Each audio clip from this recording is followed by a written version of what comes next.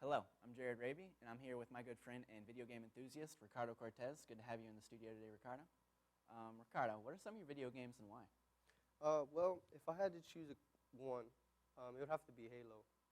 One of my first consoles was an Xbox, an original Xbox, and one of the first games I got was Halo, and that game had such an impact on FPS, first-person shooters. Basically, paved the way for what you have now, Call of Duty, Battlefield, all those games. So Halo has really, really set a certain bar for games, and it still is.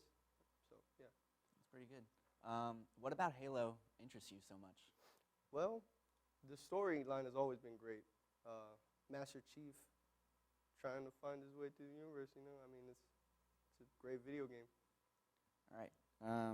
What have you played recently that you enjoyed or haven't enjoyed?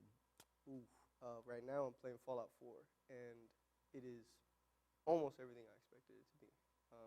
Couple of bugs, a couple of things here and there, but that's Fallout. You're going to have to get used to that. A game that's come out recently that I did not like, I would have to say Watch Dogs. Big failure in my eyes.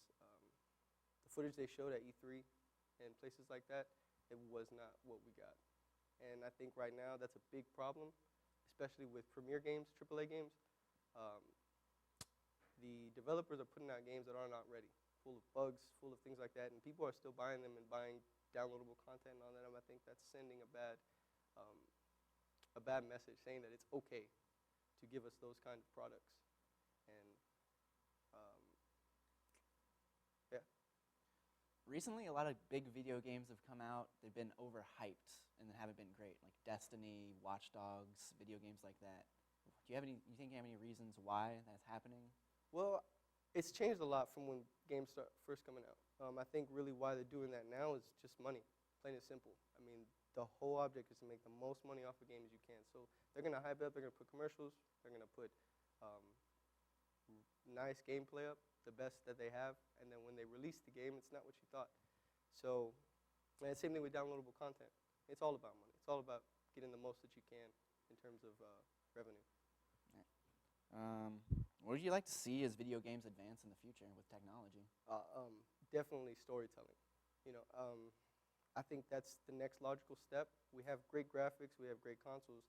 Now it's time for the people behind the games to put the same amount of work as they would if they were an indie developer, you know, developing something small, trying to get themselves on the map.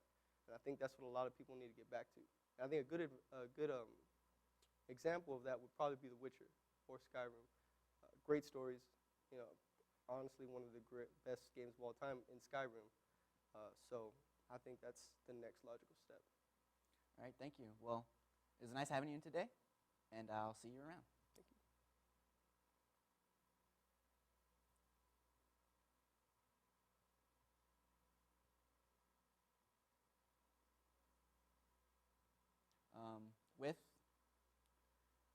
Would you like to see, like, virtual reality video games in the future? Like 20, 30 years down the line probably is when we'll see that. Well, actually, PlayStation has their own, and Xbox is pairing up with the Oculus Rift, which is the first VR headset to come out. And when they first bring it out, it's only going to be just basically playing a video game in a movie mode. But soon we're going to have a lot of games that are going to be able to be played through virtual reality and stuff like that.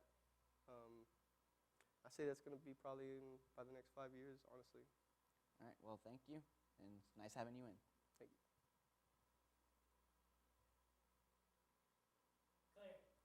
Dalton, I said 30 seconds.